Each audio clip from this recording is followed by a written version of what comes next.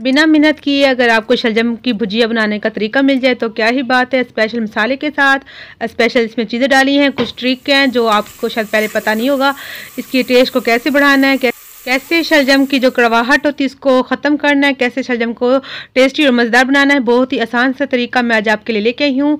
इंशाल्लाह आपको पसंद आएगा। अस्सलाम वालेकुम, मैं हूँ ज़ारा। कैसे हैं आप सब? वेलकम है जी आप सबका मेरे फूड चैनल पे, ज़ारा विलेज फूड पे। तो यहाँ पे हमने शलजम जो लिए हैं, शलजम मैंने लिए हैं 1 किलो।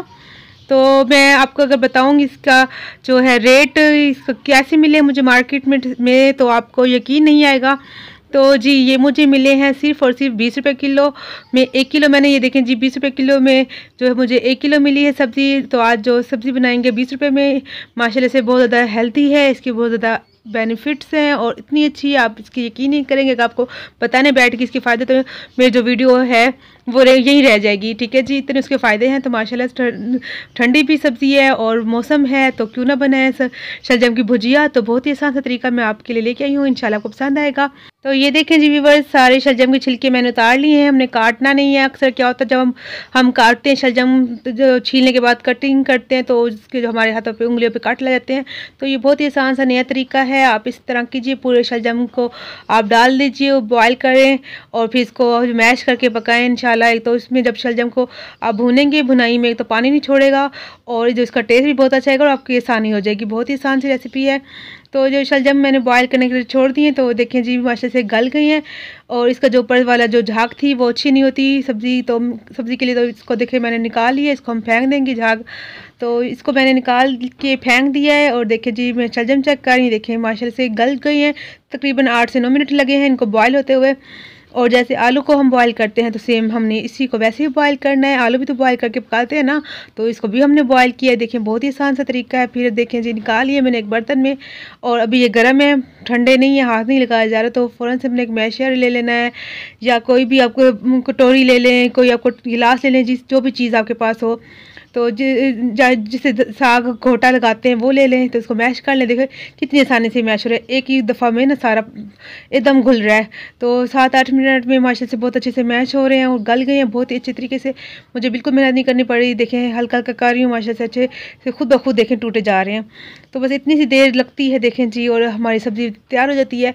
सिर्फ तड़का लगाना था, हालांकि हमारा तैयार है, कोई काम नहीं है। तो इसको शायद साइड पर रख दिया। अब चूल्हा मैंने आगे करके एक बर्तन रख लिया है, उसमें डालेंगे कुकिंग ऑयल या घी जो आपके पास हो। तो यहाँ पे 1 कप मैंने डाला है कुकिंग ऑयल। तो इसमें जो घी है वो ज़्यादा जाता है आम सब्ज़ी से। तो सबसे पहले मैंने इसमें डाला है ज़ीरा, 1 टीस्पून डाला है। ज़ीरा जो है इसका जो खटास पैदा करता है, टेस्ट अच्छा करता है। ज़ीरे की खुशबू बहुत अच्छी होती है जो हमारे शलजम की भुजिया को बहुत मज़े का बनाएगा।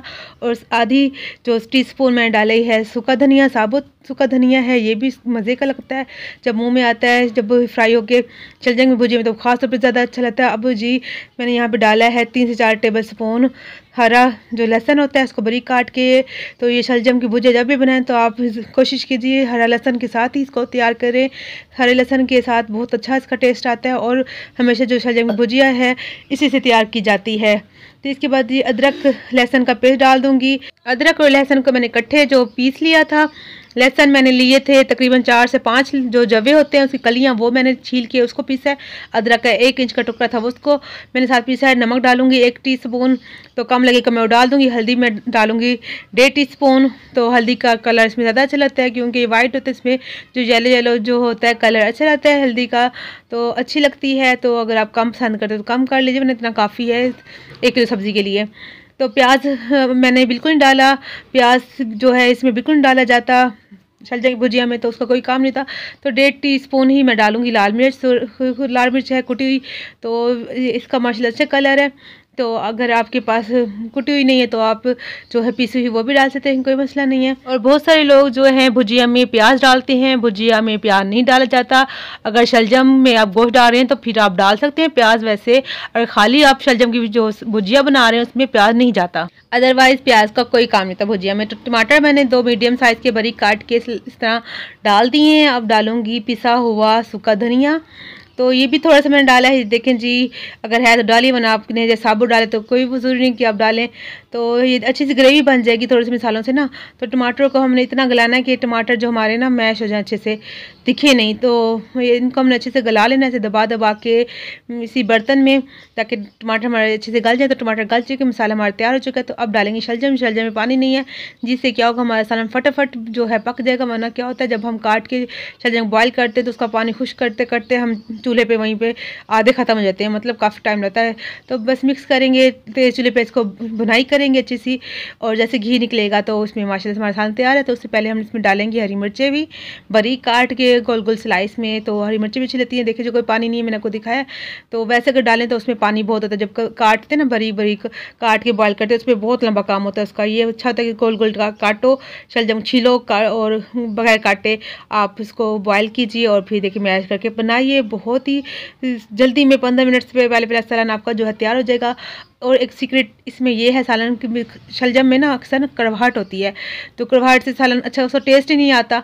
तो ये है जी गुड़ की डली, तकरीबन 1 इंच की है।